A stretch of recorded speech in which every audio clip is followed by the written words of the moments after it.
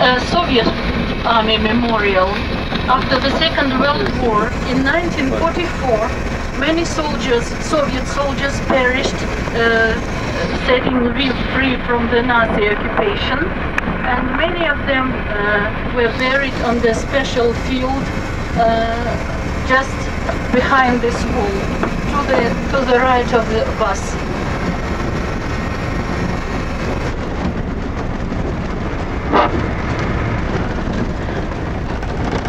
You see a great field with some stones with the names of the soldiers written on them.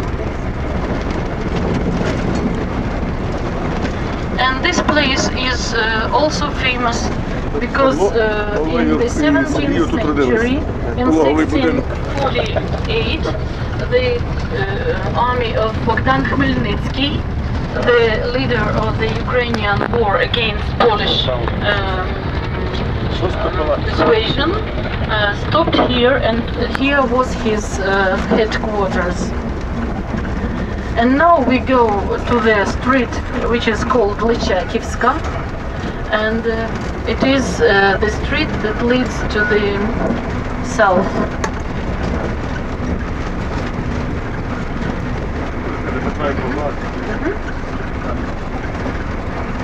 Not far from here, there is a museum in the open air, Shevchenkiv High, and if you wish, tomorrow you can visit this place with the national Ukrainian architecture presented, about 125 houses of 200 years old, made of wood. And this is the church of Saint Peter and Paul.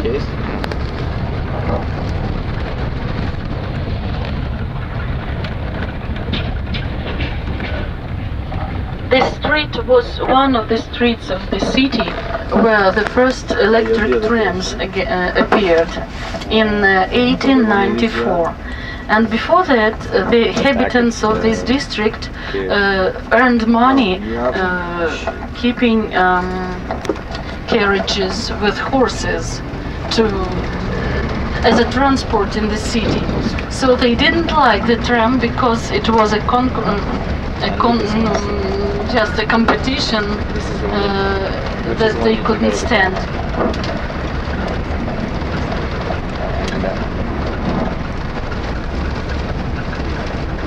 And we are going down to the center of the city, and this road was the road on which most of invaders came to Lviv from the east and south.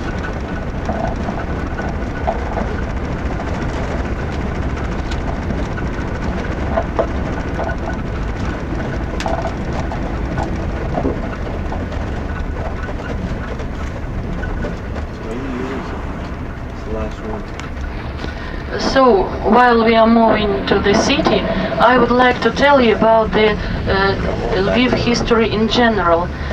Just as I said before, this history is very rich, and many peoples and nations contributed to its economy, culture, architecture, history.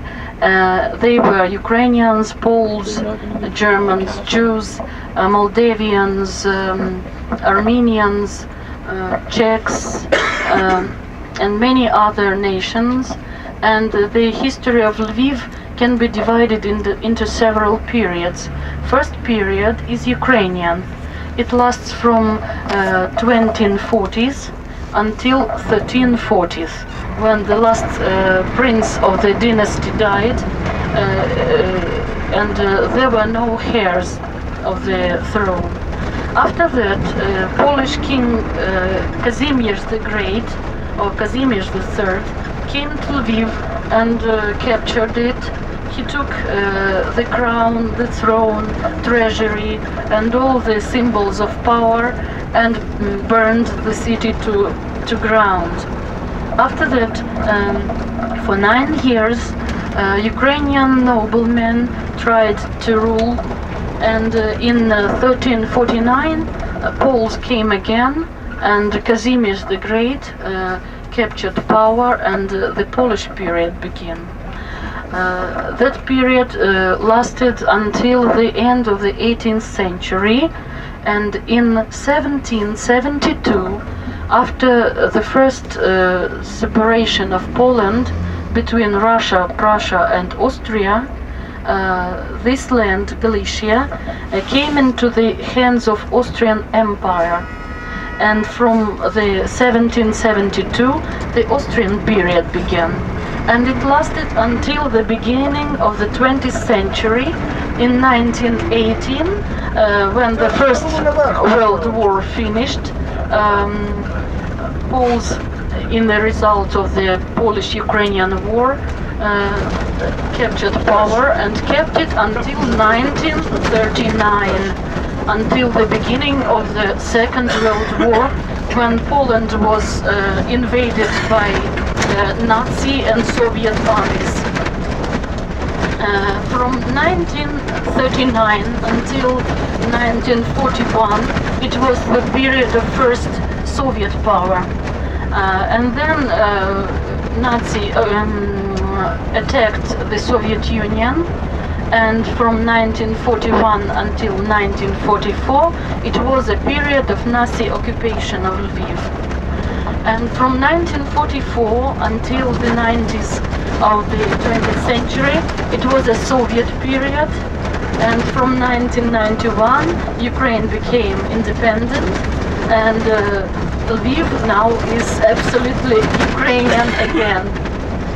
So every period I named contributed many things into Lviv's image, into Lviv's history, and into Lviv's culture. So we shall speak about these periods, having a look at our city. Now we come to the tower, which is called Glinianska Brama. It was one of the gates coming to the city. It was a gate of the Bernardine monastery, and you see the bell tower and the clock tower of the monastery just in front of you. And roaming about the city, we shall go there and you will see the details. Now we came to the street which is called Pidvalna. It means under the ramparts. The city was well fortificated and had 2 rows of walls, protecting walls, and 2 ditches filled with water, and a high rampart, 16 meters high. This rampart we are now in is called the Governor's Rampart, and behind it we see the regional administration. Just behind these, to the right, and to the left we see the city arsenal.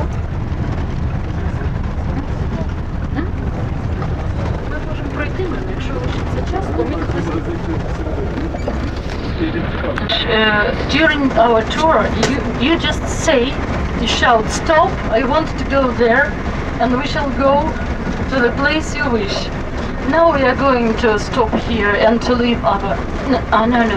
We are just go to the high castle, and after that we'll get back here, and we shall leave our bus here, and we shall go to a walking tour about the central part of the city. Tower. It is called Gunpowder Tower. It was built in the end of the 15th century. There are 2 castles.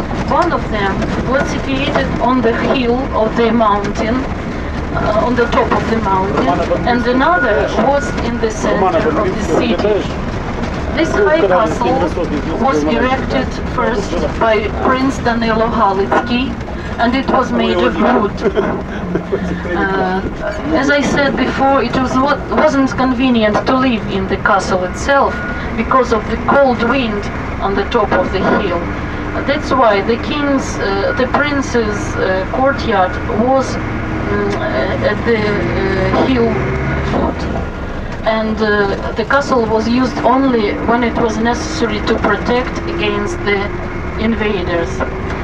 And when Lviv was burned by Kazimierz the Great, the Polish king ordered to build a new, made of stone castle.